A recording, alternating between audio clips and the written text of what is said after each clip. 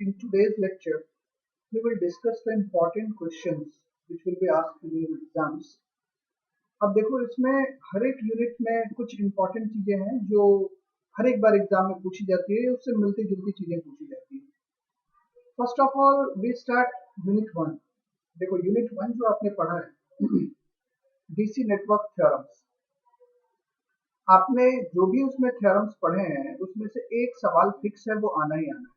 आपने जो थ्योरम्स पढ़ा है, पहला है उसमें superposition theorem, Thevenin's theorem, Norton's theorem और मैक्सिमम पावर ट्रांसफर थ्योरम। इनमें से किसी एक थ्योरम पे सवाल आए, डेफिनेटली आए। और दूसरी चीज, इसमें स्टेटमेंट भी आता है। अब देखो मोस्ट प्रोबेबली जो स्टेटमेंट पूछा जाता है वो थेवेनिन्स थ्योरम या नॉर्टन्स थ्योरम का पूछा जाता है। तो आप इस पे जो सवाल मैंने क्लास में करवाए हैं उस तरह के सवाल को आप बार बार प्रैक्टिस करें, स्टेटमेंट सब क्या रखें।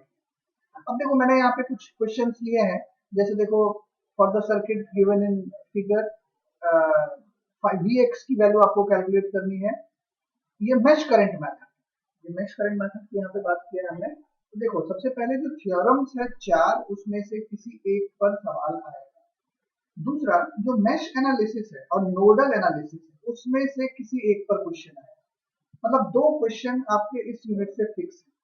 मेश एनालिसिस पर भी क्वेश्चन आएगा और चार मेश एनालिसिस या नोडल, और इसके बाद चार थ्योरम, इन चार में से किसी एक पर सवाल आना तय है। तो आपने जो क्लास में क्वेश्चंस किया है और जो प्रीवियस ईयर आस्क्ड क्वेश्चंस हैं आप उसको प्रैक्टिस करेंगे, नथिंग एल्स। इसके अलावा कुछ भी नहीं करना है, ठीक है। अब ये सिंपल क्वेश्चंस नहीं होते हैं, मतलब जो प्रैक्टिस करेगा वही बना पाएगा। ऐसा नहीं है कि रिपीटेड क्वेश्चन पूछा जाता है, तो इसमें प्रैक्टिस ही इंपॉर्टेंट है। अब देखो जैसे यहाँ पे हमने Vx की वैल्यू आपको निकालने के लिए मैंने कहा है कि Vx की वैल्यू निकालें मेश करंट मेथड से। अब इसका सोल्यूशन मैंने दिया है, आप उसको देख सकते हैं। सेकंड, जैसे देखो मतलब बैटरी 6 वोल्ट की बैटरी है एंड 12 वोल्ट की इंटरनल रेजिस्टेंस दोनों की दी हुई है। अदर रेजिस्टेंस भी इसमें इंडिकेट किया हुआ है। और आपको सुपरपोजिशन थ्योरम की मदद से 60 ओम रेजिस्टेंस में क्या करंट फ्लो करेगी ये कैलकुलेट करना है, ठीक है। Sorry, voltage across 60 ohm resistance, I think 60 नहीं है, इसमें 6 होना चाहिए। 6 ओम रेजिस्टेंस है, तो आप 6 ओम रेजिस्टेंस के थ्रू जो भी इसमें करंट फ्लो करेगी वो आप करंट सुपरपोजिशन थ्योरम की मदद से आप कैलकुलेट करेंगे, ठीक है। तो इसका भी सोल्यूशन दिया है, आप देख सकते हैं, लेकिन पहले खुद से बनाना फिर आप सोल्यूशन पे जाना। नेक्स्ट आप देखें, इसमें दिया है कि determine current in 1 ohm resistance across AB of network using Thevenin's theorem. Thevenin's theorem का एक सवाल दिया है, आप डायग्राम देख सकते हैं, ये डायग्राम है। और एक आपको सवाल दिया गया है कि नॉर्टन्स थ्योरम की मदद से 8 ओम रेजिस्टेंस में, 8 ओम के लोड रेजिस्टेंस में जो करंट फ्लो करेगी वो आपको कैलकुलेट करनी है। तो ये जो भी क्वेश्चंस दिए गए हैं इन सारे क्वेश्चंस को आपको प्रैक्टिस करना है। तो मतलब कहने का मतलब क्या है कि जो चार थ्योरम और एक नोड एनालिसिस और एक मेश एनालिसिस, 6 चीजें हुई जो यूनिट 1 में पूछा जाता है। इस 6 में से नोड और मेश में से कोई एक और 4 थ्योरम में से कोई एक सवाल फिक्स एग्जाम में ये आएगा, ठीक है। मीडियम लेंथ का क्वेश्चन होता है, तो आप इसको तैयार करें। अच्छा, एक चीज मैंने और बताया था, super mesh and super node. Super mesh और सुपर नोड पर जो सवाल मैंने करवाए थे उसकी भी आप प्रैक्टिस करेंगे। कई बार अगर कॉन्सेप्चुअल क्वेश्चन पूछा गया तो सुपर मेश या सुपर नोड ही पूछा जाता है, ठीक है। अच्छा ठीक है, अब नेक्स्ट आप आ जाओ। यूनिट 1 आपने पढ़ा था सिंगल फेज एसी। तो सिंगल फेज में एक जो स्टार्ट किया था अपन ने, RMS value, average value, form factor, peak factor. अब अलग अलग वेव फॉर्म हमने लिए थे और अलग अलग वेव फॉर्म का हमने ये चारों चीजें हमने कैलकुलेट की। तो आप जो मिक्स्ड वेव फॉर्म्स है उस पे आप प्रैक्टिस कर लेंगे। जैसे ये मैंने दिया है, तो देखो ये ट्रायंगुलर वेव है, साथ में एक रेक्टेंगुलर वेव है, ट्रेपेजॉइडल जो वेव फॉर्म है ये यहाँ पे दिया गया है। तो इस तरह के जो वेव फॉर्म होंगे जो मिक्स्ड होंगे, जैसे सपोज ऊपर ये ट्रायंगल हो, नीचे रेक्टेंगल हो, तो इस तरह के जो मिक्स्ड वेव फॉर्म्स होंगे उस पे आप प्रैक्टिस करेंगे। या साइनसॉइडल भी है तो पूरी तरह से साइनसॉइडल नहीं है, मान लो ये 0 से स्टार्ट ना होकर के π/4 से स्टार्ट हो, तो जो हमने आरएमएस वैल्यू एवरेज वैल्यू निकालना सीखा था उसकी भी आप प्रैक्टिस करेंगे। वेरी वेरी इंपॉर्टेंट, एक क्वेश्चन फिक्स है, इस पे आएगा। तो इसमें था कुछ भी नहीं, हमने एक जो मेन कॉन्सेप्ट ये था कि अगर वेव फॉर्म हमने कैसा लिया है उसी पर डिपेंड करता है कि हम एवरेज वैल्यू आरएमएस वैल्यू कैसे निकालें। ठीक है, अगर मान लो एक पॉजिटिव हाफ नेगेटिव हाफ में जो वेव फॉर्म है वो एक जैसे है, सिमेट्रिकल वेव है, तो आप उसमें फुल साइकिल पे आप आरएमएस वैल्यू तो आप फुल या हाफ किसी पर निकाल लो और एवरेज वैल्यू आपको हाफ साइकिल पर ही निकालना। अगर अनसिमेट्रिकल वेव है तो अनसिमेट्रिकल वेव में आपको एवरेज वैल्यू और आरएमएस वैल्यू दोनों फुल साइकिल पे निकालना। ठीक है, अनसिमेट्रिकल वेव में आप हमेशा अगर हाफ साइकिल लेंगे तो उतने दूर तक की ही वैल्यू निकलेगी।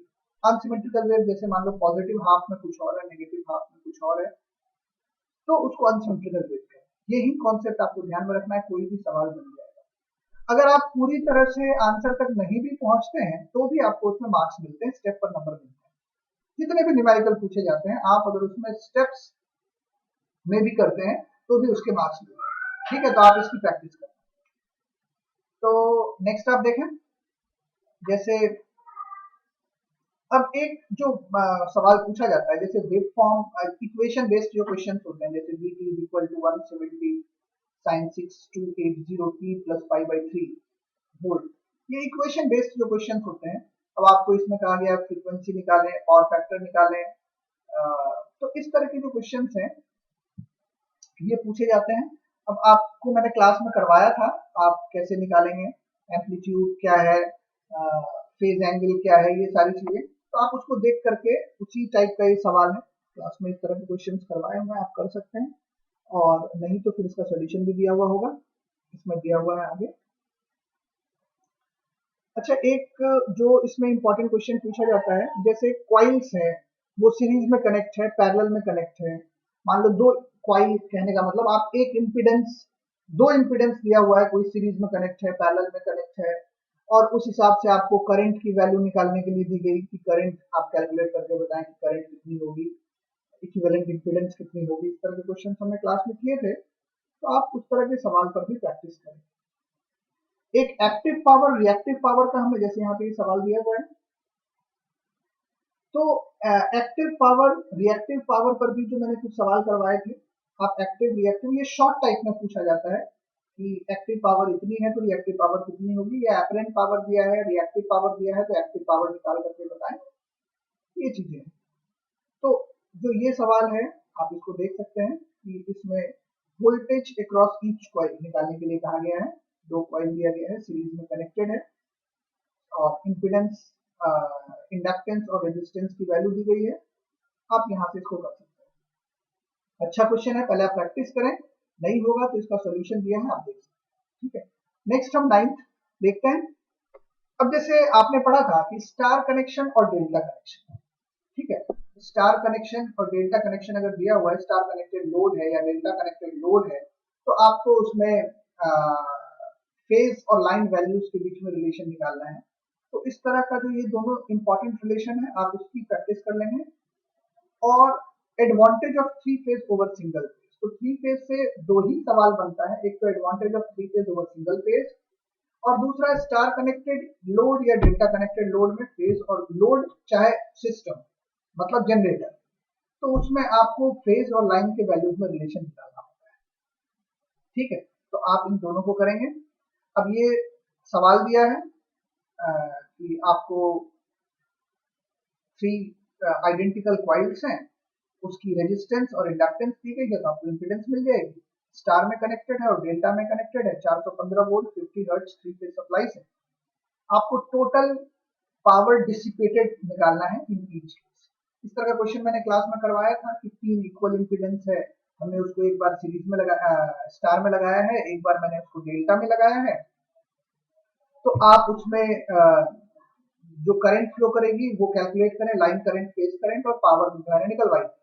उसी तरह का ये सवाल है, इंपीडेंस की वैल्यू वहां पे दी गई थी और यहाँ पे इंपीडेंस आपको निकालना पड़ेगा। जैसे यहाँ रेजिस्टेंस है और इंडक्टेंस है, तो आप Z की वैल्यू निकाल सकते हैं, R² प्लस XL का स्क्वायर अंडर रूट, तो L दिया हुआ है।